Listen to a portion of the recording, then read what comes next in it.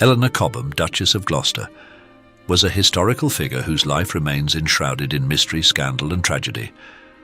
Born into a noble family in 1400, she ascended to prominence in the English court through her marriage to Humphrey, Duke of Gloucester, a younger brother of King Henry V.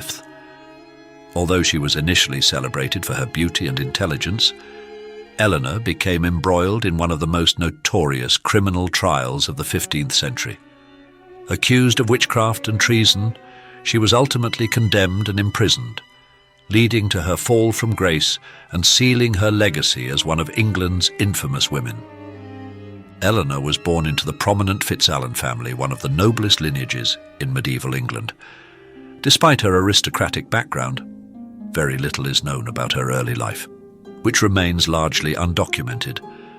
It was her marriage to Humphrey, Duke of Gloucester, that propelled her into the spotlight of English politics and placed her in close proximity to the royal family. Humphrey was a charismatic and ambitious nobleman who sought to expand his influence in England, particularly during the reign of his older brother Henry V, and later his nephew Henry VI. Eleanor and Humphrey's marriage, however, was controversial from the outset. Humphrey, the youngest son of King Henry IV, had political aspirations and was known for his ambition and strong personality. Although Eleanor was Humphrey's third wife, their union represented a formidable alliance. As the Duchess of Gloucester, Eleanor gained not only a prestigious title, but also access to the political machinations of the court. This placed her under constant scrutiny, particularly as her husband's ambitions frequently put him at odds with other nobles and even members of his own family. Humphrey, Duke of Gloucester, wielded considerable power and was one of the leading figures in the English court, especially during his time as protector during King Henry VI's infancy. However, his influence also drew resentment from other powerful figures, notably Henry Beaufort, Bishop of Winchester, and William de la Pole, Duke of Suffolk. As Humphrey's wife, Eleanor was inevitably drawn into his political conflicts, especially as her husband's power struggles created rifts in the English court. These conflicts generated resentment and animosity that would later contribute to the accusations leveled against her. Eleanor's relationship with Humphrey and his political stance against other powerful figures made her a target. Her enemies perceived her as a liability and even a threat to England's stability. Moreover, her relationship with Humphrey came under scrutiny as questions arose regarding her loyalty and involvement in political affairs. As tensions heightened, Eleanor's every move was carefully watched, creating a tense atmosphere that would later culminate in serious allegations. Eleanor Cobham's life took a dramatic and sinister turn in 1441, when she became the focus of a sensational witchcraft trial. Accusations of sorcery and necromancy were not uncommon in medieval England, particularly against women who appeared to hold influence or who had powerful connections.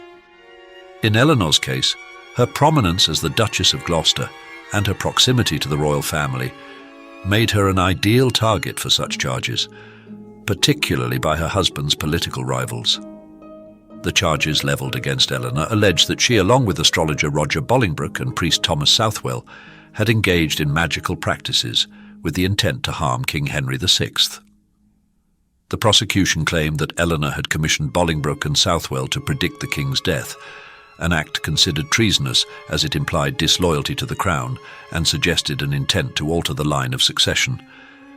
These accusations were aggravated by a growing fear of witchcraft, which was associated with political and moral corruption in the medieval mind. During the trial, Eleanor and her associates were subjected to intense scrutiny. The court alleged that she had used spells and divinations to bring about the king's death. In a time when witchcraft was both feared and misunderstood, such charges carried immense weight. Although evidence against Eleanor was flimsy by today's standards, the political climate of the time rendered it sufficient for a conviction.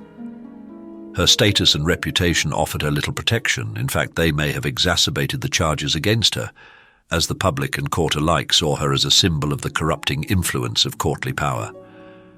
The trial of Eleanor Cobham remains one of the most infamous witch trials in English history.